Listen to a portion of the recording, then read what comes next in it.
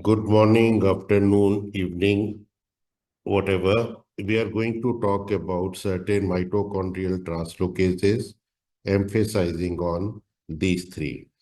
You people know that most metabolites of mitochondrial metabolism can be and they have to be transported across mitochondrial membranes.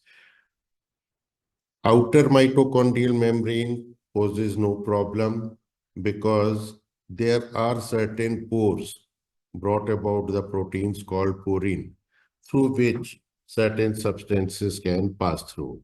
But the inner mitochondrial membrane does not contain any porine. So certain carrier proteins or translocases are required for movement of substances across mitochondrial membrane, and I talked about continuous exchange of metabolites. Just to exemplify, the pyruvate end product of glycolytic sequence has to be transported. It has to enter mitochondrial matrix for further metabolism via TCA. It is converted to acetyl coenzyme A, and acetyl coenzyme A, it has to leave mitochondrial matrix for fatty acid synthesis into the cytosol. Another example, ATP is synthesized in the mitochondria, but it has to move into the cytosol where it can provide energy for various biosynthetic reaction. ADP generated in these reaction has to be moved back into the mitochondria so that it can form ATP again. So we have seen here, these are adenine nucleotide translocases, ATP, ADP ka moment. We have also seen pyruvate entry. So now we come to these three types, monocarboxylate, dicarboxylate, and tricarboxylate carrier. First one, monocarboxylate carrier. We have already made a mention about that. Pyruvate, I repeat that statement. It has to enter mitochondrial matrix for further metabolism via the TCA. And the translocase in the inner mitochondrial membrane, that is called monocarboxylate carrier. It is an antipoter, in fact, as we are going to see later. Now, the next one, we are talking about dicarboxylate and tricarboxylate. First, tricarboxylate, it is simpler. Pyruvate having entered via monocarboxylate, it is converted to acetyl coenzyme A.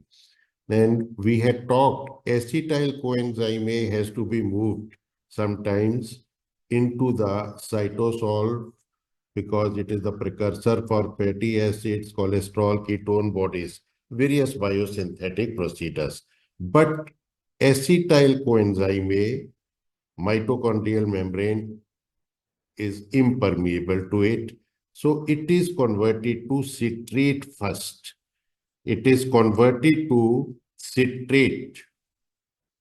Then the citrate moves across the inner mitochondrial membrane through mediation of this tricarboxylate carrier. And once in the cytosol, citrate is again cleaved back into acetyl coenzyme A and oxaloacetate. So the purpose has been solved. Acetyl coenzyme A converted to citrate, and through tricarboxylate carrier, it moves out again into the cytosol. So this is about the tricarboxylate carrier which transports citrate. Having considered monocarboxylate for pyruvate, tricarboxylase for citrate, now dicarboxylate, it is a bit complex. We'll have to generate certain background. आपको पता है कि glycolytic sequence के अंदर the last reaction is pyruvate for phosphoenol pyruvate to pyruvate. It's an irreversible reaction accompanied by a large drop in the free energy. But in gluconeogenesis, the separate opposite reaction has to occur. Pyruvate has to be converted to phosphoenol pyruvate.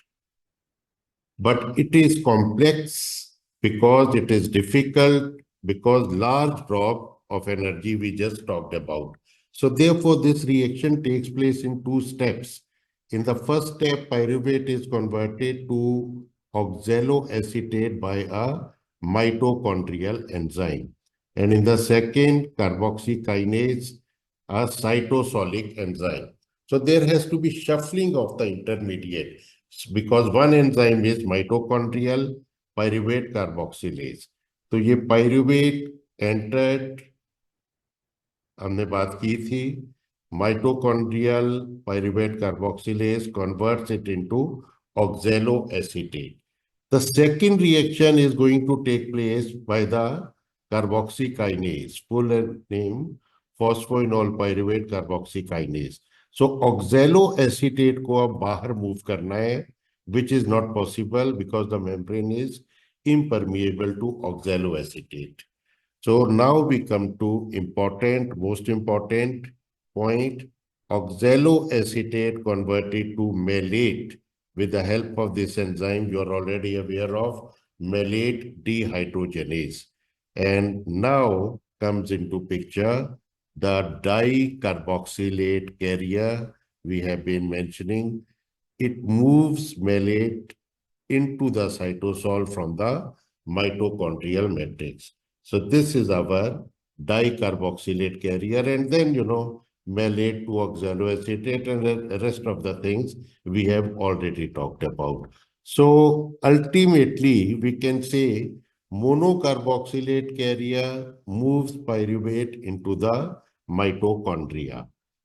This is a composite picture, monocarboxylate carrier. As I mentioned, these are antipoters. Antipoter का मतलब opposite movement occurs, opposite movement of hydroxyl ion in the opposite direction. All right. So ये right. This dicarboxylate carrier moves malate across mitochondrial membrane. This one, again an antipoter, because the phosphate is moved in the opposite direction. Then the tricarboxylate carrier moves citrate across the inner mitochondrial membrane. This we have discussed.